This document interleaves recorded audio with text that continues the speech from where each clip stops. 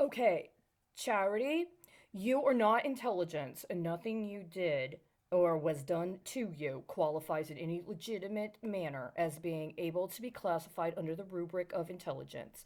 It is not justified when it comes to what is legally permissible in identification of a covert action, and it violates national security law going back to the time they set the deals up. See, like it or not, legal standing is set at the time the crime begins. And there was an active commission with the Treasury that could potentially have been invoked in order to investigate these crimes that, despite your consistent efforts to try to get information on getting legal support, you were refused access to and were not provided with any information on until after its expiration.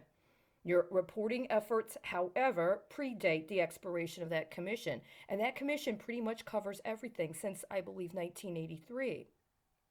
Not only that, you found the original bonds that were connected to your first birth certificate, your original birth certificate.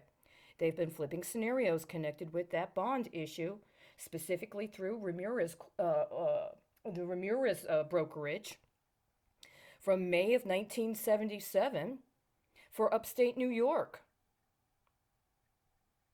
You found it. You also found the classified section in that very publication, the one that 10 years later, when you were 10 years old, they swapped to a different characterization of Jewish experience. See, they made you their wife when you were born, and by the time you were 10 years old, you were a subject for litigation under the rubric of the Department of Justice. But they didn't acknowledge that. To this day, they haven't acknowledged that. And so it's one of these things where if somebody's going to do this Jew bash shit, and they refuse to talk about the Israeli bank stock scandal, and at some point, all of those Steins and Witzes that were listed on that classified page with that production, that play, How I Love My Wife, connected to all the other bond flips that have been working, that strategically, that identifiably, that despite all else, you actually literally right now at this very minute have written evidence that you've not typed up, that you know the sources, you've seen them, you've tracked them. That's literally what they did. And they thought that they would harvest you and parse you out for other people's political destiny. And if you agreed to be their sub, they might throw you a bone here and there. And the only reason you're alive is because of your non-compliance.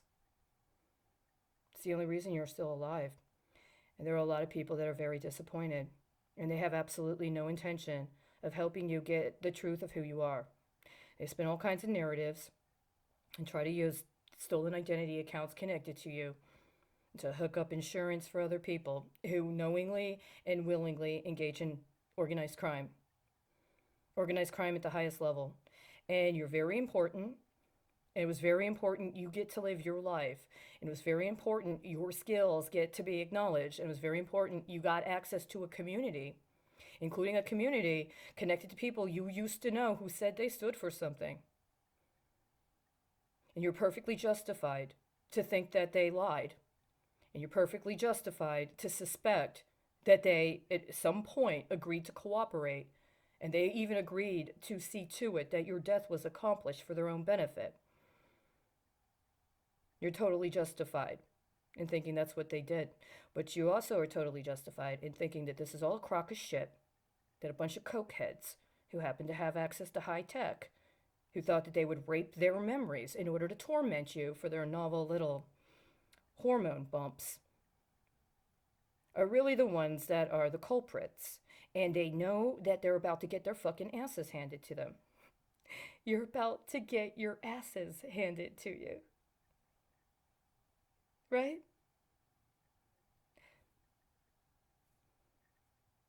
So, what else did you want? Gerald Ford, FDR, Ronald Reagan, me.